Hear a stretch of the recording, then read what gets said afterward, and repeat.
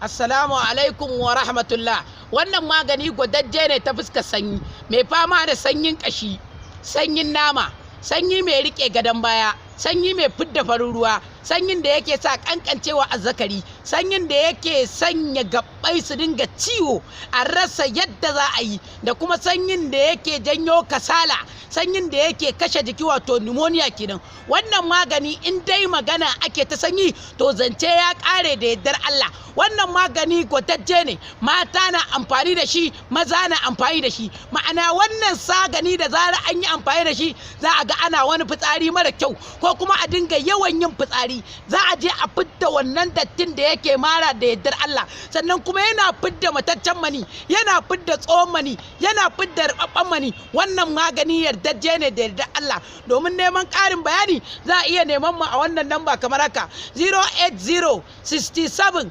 65 0951 ko kuma 081 38 21 1286. Alhamdulillah.